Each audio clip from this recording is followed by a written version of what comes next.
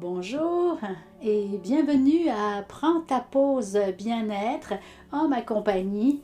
Mon nom est Gaëlle Cosnuo et je vous invite aujourd'hui à découvrir ou à travailler un petit peu ensemble la puissance de votre respiration. Alors, c'est le temps de prendre votre pause. Reculez-vous un petit peu de votre bureau. À votre santé.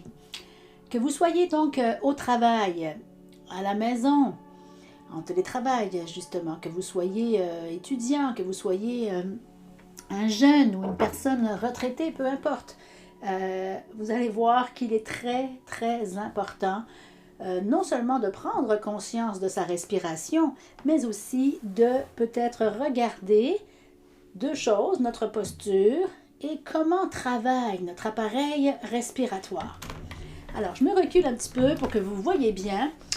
Vous l'avez peut-être oublié, mais depuis que nous sommes bébés, nous respirons exactement de la bonne façon.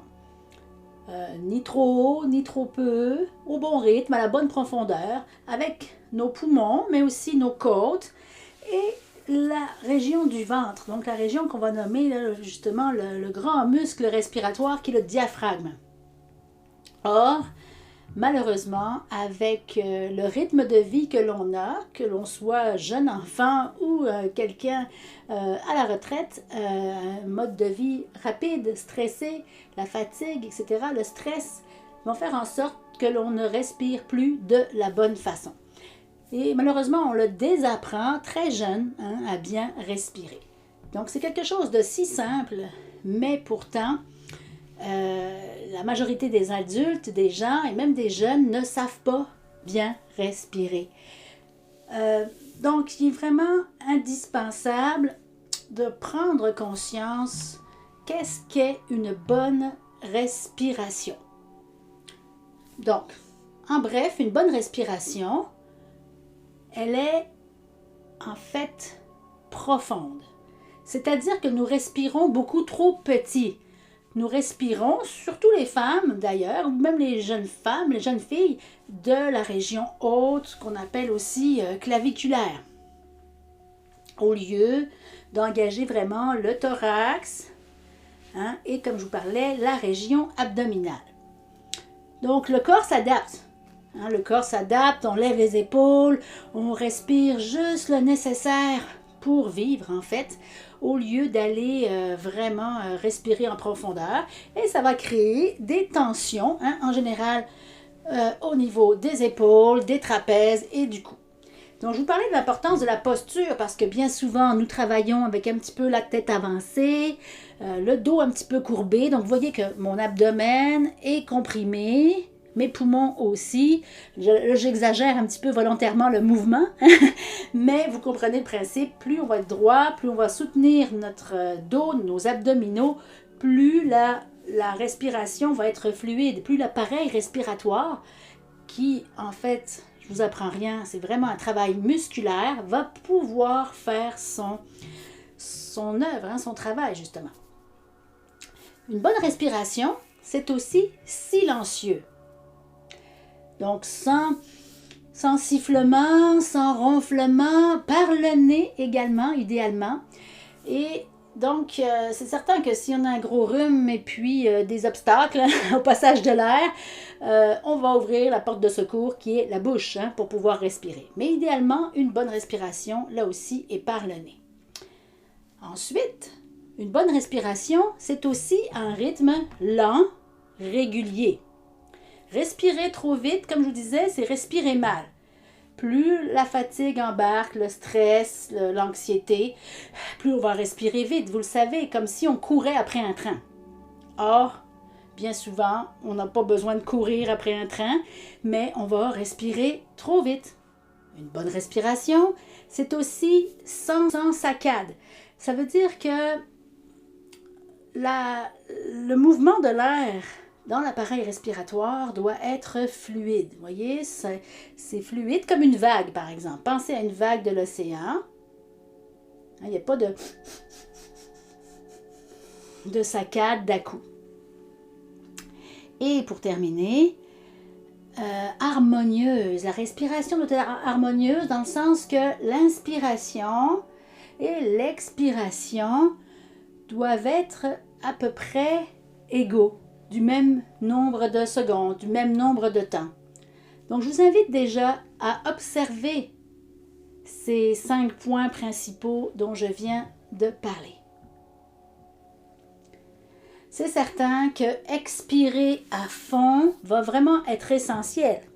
Vous comprenez bien que si l'on conserve de l'air vicié dans nos poumons, l'air frais, l'air neuf ne peut pas avoir assez de place pour rentrer. Donc aujourd'hui, je vous invite avec moi à pratiquer et à redécouvrir les bienfaits de ce que l'on appelle pranayama, contrôle du souffle, mais qui est aussi beaucoup plus puissant que ça, contrôle de l'énergie, contrôle de l'air, mais aussi de notre vitalité, notre niveau d'énergie, notre qualité de sommeil, de digestion, notre système nerveux, notre cerveau qui est un grand consommateur d'oxygène. Tous nos systèmes vont bénéficier d'une bonne respiration. Une bonne respiration, vous vous en doutez, c'est la vie. Et plus nous allons vraiment respirer en conscience et profondément, plus cette qualité de vie va augmenter. Alors, dans mes cours de yoga, mais que ce soit aussi dans des ateliers de sophrologie, méditation, hypnose, etc., on va toujours vous parler de la respiration. C'est même bien souvent la priorité. Quand mes élèves me demandent quel travail ils peuvent faire à la maison, quelles pratiques ils pourraient faire à la maison, surtout s'ils sont débutants, je leur dis toujours « respire ». Réapprends à respirer. Une de mes premières professeurs à Montréal disait « Respirer, c'est vivre, mais respirer profondément, c'est réapprendre à vivre intégralement. » Cette phrase m'a toujours marquée et c'est certain qu'en yoga, la respiration a même priorité sur le mouvement. C'est elle qui précède ou qui induit les différents mouvements que nous allons faire. Alors, comme j'expliquais, 20 à 40% de notre capacité pulmonaire seulement va être utilisée au quotidien. Pour respirer en profondeur, c'est qu'il faut faire un temps d'arrêt. Il faut faire justement une pause. Une pause qui peut être seulement de 2 à 5 minutes. On peut en faire idéalement 3 fois dans la journée, ce qui ferait un total, par exemple, de 10 minutes. Et juste en 10 minutes par jour, votre vie peut changer complètement. Donc, il n'y a pas de secret, il n'y a pas de magie, aucunement. La clé, là, c'est seulement la pratique. Et c'est certain qu'au début, si on n'a jamais appris vraiment à respirer profondément, on peut être un petit peu étourdi, nauséeux. Certains ont même des petites douleurs dans les muscles intercostaux. Mais c'est tout à fait normal. Avec la pratique, la respiration va être de plus en plus profonde et fluide. Donc, comme je vous disais, on va le pratiquer aujourd'hui assis. Ça peut se faire coucher dans son lit, sur votre tapis de yoga, ça peut être dans un fauteuil, votre divan. Idéalement, si on est assis, d'avoir le dos bien droit, les épaules dégagées et les 2 pieds bien collés au sol. Hein? Pas croiser les jambes puis pas être tout croche. Hein? Vous avez compris le principe. Donc, je m'installe. Et premier exercice que vous allez faire, c'est mettre vos mains sur le ventre, la région autour du nombril, avec les doigts bien écartés. Donc, si vous avez des accoudoirs, mettez vos coudes près du corps, gonflez le ventre, poussez votre ventre dans les mains. Quand vous inspirez, bien sûr, et quand vous expirez, votre ventre se creuse. Vous contractez en fait tous les muscles de la sangle abdominale, un peu comme si vous tiriez votre nombril vers la colonne vertébrale. Vous pourrez le réessayer couché, vous allez voir, c'est beaucoup plus simple. Si vous ne connaissez pas ce type de respiration, je vous invite vraiment à les essayer couchés. C'est beaucoup plus facile. Donc on gonfle le ventre sur l'inspire, toujours par le nez de manière fluide, et on expire. À la toute fin de votre expire, vos mains peuvent pousser un petit peu, que vous sentiez bien cette contraction au niveau abdominal. En fait, ce sont ces muscles abdominaux qui vont aider aussi, qui vont supporter le diaphragme, qui est aussi un muscle à la base de nos poumons, à monter et à descendre. Ça va? Ensuite, on l'appelle aussi la respiration en 3 paliers. Le deuxième, j'en ai parlé un petit peu tout à l'heure, ce sont les côtes. Donc, au niveau costal, là aussi, c'est moins évident assis. Vous allez écarter grand les doigts au niveau de vos côtes et en inspirant, essayez de sentir la cage thoracique qui s'ouvre comme un accordéon. Et à l'expire, vous poussez un petit peu avec les talons de vos mains et vos côtes se rapprochent. Voyez? Alors, mesdames, si vous écoutez, les messieurs le font un peu moins, mais même les jeunes filles le font. Un peu comme si nous avions jadis, nos grands-mères ou arrière-grand-mères, des corsets. Hein, la partie thoracique ne bouge presque pas, mesdames, quand vous respirez.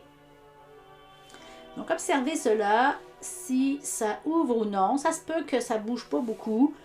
Ça fait plus de 20 ans que je fais du yoga, donc moi, dans mon cas, j'ai une cage thoracique très, très mobile. Et nos exercices vont justement nous aider à libérer et à dégager cet espace-là. Alors voilà pour le deuxième palier. Le troisième, on l'appelle la respiration haute ou claviculaire. Vous pouvez mettre vos doigts sur les clavicules, les doigts écartés toujours, les pouces sur les épaules et en inspirant, celle-là c'est la plus facile, montez la poitrine un petit peu, le sternum, les clavicules et à l'expire, ça descend. Inspire, la région du sternum, de la poitrine et des clavicules monte, les épaules aussi un petit peu. Je vous assure, coucher, c'est beaucoup plus évident, mais pour les besoins de la démonstration d'aujourd'hui, on va le faire assis. Voilà, donc celle-ci, très souvent, c'est beaucoup plus simple, beaucoup plus facile de la pratiquer. Maintenant, il va s'agir de poursuivre en enchaînant les 3 phases. Mais si toutefois vous avez vraiment un endroit que vous sentez qui est plus exigeant, vous pouvez pratiquer seulement abdominal pour plusieurs jours, même voire plusieurs semaines avant d'essayer la respiration complète. Alors voilà, pour la respiration complète, comme je disais, on enchaîne les 3 paliers de manière fluide, harmonieuse et sans saccade, sans à-coups. Donc je gonfle mon ventre, mes côtes s'écartent et en dernier, je monte jusqu'aux clavicules. À l'expiration, je contracte mon ventre, mes côtes se rapprochent et ma poitrine descend. Alors, on ne marque pas de temps d'arrêt pour le moment à la fin de notre inspire ou de notre expire. On enchaîne chaque respiration. Et quand vous allez être confortable avec cette vague, l'abdomen toujours en premier pour bien travailler, comme je vous disais, la base des poumons, le diaphragme. Quand vous allez être confortable, essayez d'allonger le temps d'inspiration et d'allonger aussi le temps d'expiration. Plus l'expiration va s'allonger, plus les bienfaits au niveau de la détente, de la relaxation, de calmer le stress ou l'anxiété vont être puissants. Ça va? Alors, comme je vous disais, je vous invite au moins 10 minutes par jour. Vous pouvez même le découper en 2 ou 3 fois à pratiquer cette respiration et vous m'en redonnerez des nouvelles, je vous assure, ça change complètement la vie. En résumé, pour terminer, je vais vous nommer quelques bienfaits, parce que je pourrais vous en nommer 2 pages facilement, quelques bienfaits de la respiration complète. Alors, elle agit favorablement sur tout l'organisme au complet et bien sûr la santé, sur tous nos systèmes. Elle va débarrasser vraiment le sang de ses impuretés, des toxines. Elle va stimuler le métabolisme, entre autres la digestion, mais la réactivation de tous nos organes, des cellules. Elle va accroître la force de résistance, l'immunité face aux infections. Elle va favoriser la digestion, j'en parlais un petit peu tout à l'heure. Si on respire mal, c'est évident que l'estomac aussi en général fera mal son travail, tout comme les intestins, etc. Elle a un grand impact sur la tension artérielle pour aider à contrôler, à diminuer la tension artérielle. Elle va aussi grandement sur le plan intellectuel, mental, aider à développer la concentration, bien sûr le calme, la paix, un sentiment de plénitude, hein, d'harmonie qu'on va ressentir très très rapidement. Et un effet non négligeable aussi, comme je vous disais, elle va calmer le système nerveux. Alors, on peut la pratiquer assis, couché, comme je vous expliquais, debout, en marchant. Une fois qu'on est habitué, en fait, je pense qu'elle prend la place au quotidien dans toutes vos activités. Et c'est pour ça qu'on l'appelle respiration aussi consciente. Elle prend tout de même un effort conscient pour la pratiquer. Et c'est ça la beauté de la chose, c'est que nous avons le pouvoir, nous avons chacune ce pouvoir de consciemment contrôler la respiration pour se faire du bien. Alors, merci beaucoup d'avoir écouté cette capsule aujourd'hui de Prends ta pause bien-être. Au grand plaisir de vous revoir très bientôt et j'attends vos petits commentaires en dessous de cette vidéo. Namasté!